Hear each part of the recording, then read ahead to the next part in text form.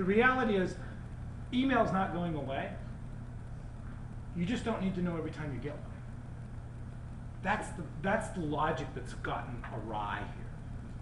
We don't go out to the mailboxes every day, pick up one letter from the mailbox, go back into our house or office, open that letter, see what it is, deal with it, go back out to the mailbox, get the next letter. No, we get the mail once a day or twice a day. We process the mail in a batch environment. Do that with email. Now, once or twice a day is probably not enough. But you don't need to be distracted every single time one comes in, and off you go, just reading the subject line, the little flashy thing, hate the flashy thing. And then you get distracted, and it can take up to 20 minutes to get back on focus. That's killing your productivity. The email's going to be there, and if it's not, call IT, it's broke. There's nothing you can do about that. Okay? I was working with an associate, again, a different associate represented in this room, and I was asking her to do some things with her Outlook, and we hadn't turned off her email alert yet. Bing, up came the flash. Down, and I was sitting a little bit off to the side behind her, and I watched her head go down to the screen, to the bottom right, I'm counting in my head, come back up, process the instruction I had just given her, watched her start executing. 4 seconds. Took 4 seconds for her to do that. Times 100 emails a day, it's 400 seconds, divided by 60 seconds, 5.5 minutes. Lost productivity, it's right there. There's your 10th. Turn off your email, you get your 10th. It's 24 hours. It's that simple. These little simple things make a huge difference. Oh, and by the way, you don't feel like you're getting pulled every which way.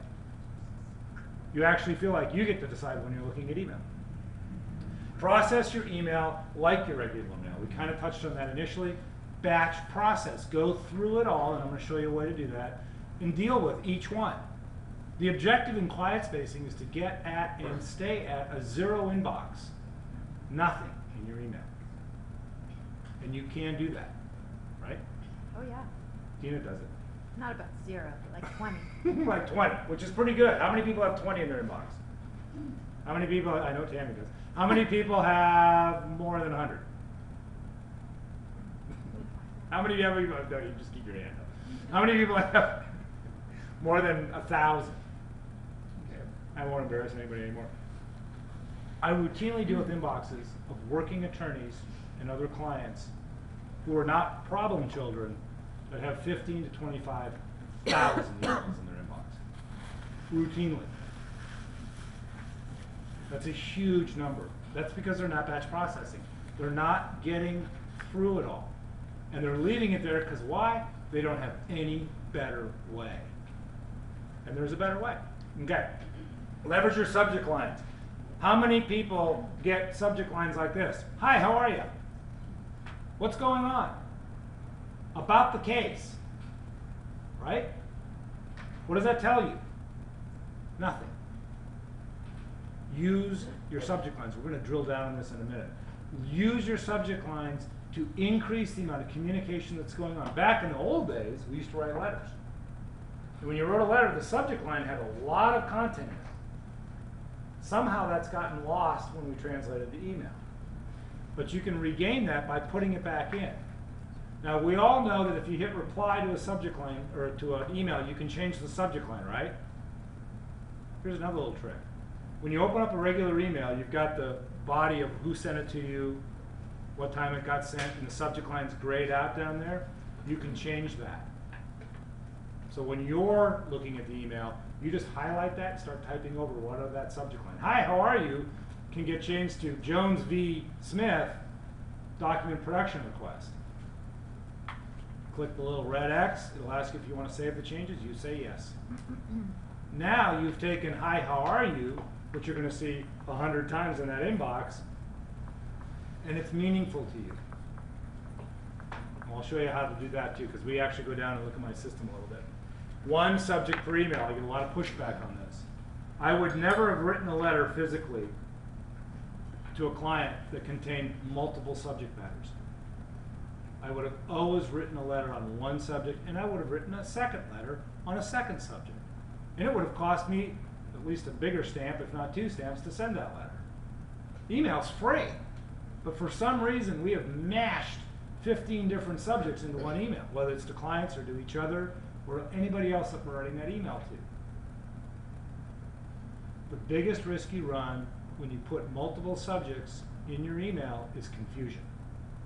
People only remember a certain amount of what you write in any one email.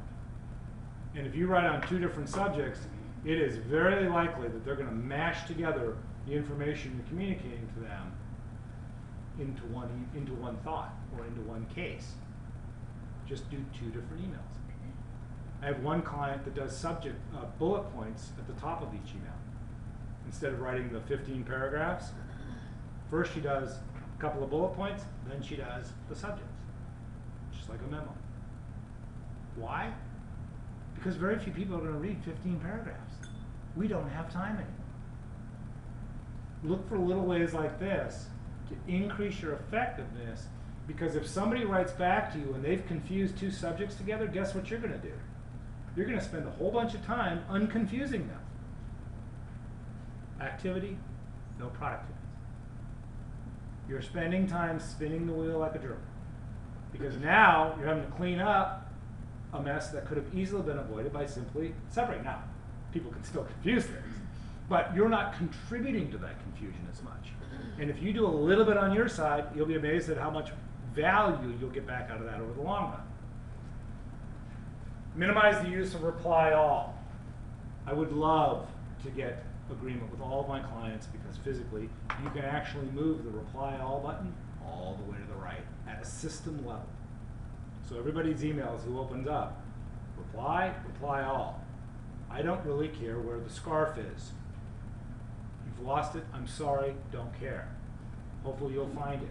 But the 20 or 30 emails that went out to the whole group and everybody replying back on whether or not they saw the scarf on the elevator, in the lobby, downstairs, all of that, I've got to process all that, which increases the risk of error on my end. I could double delete something very easily, and I just simply have to spend time on it. I have to at least look at it to make sure it's not something I need to look at. That is not productive. It is very anti-productive.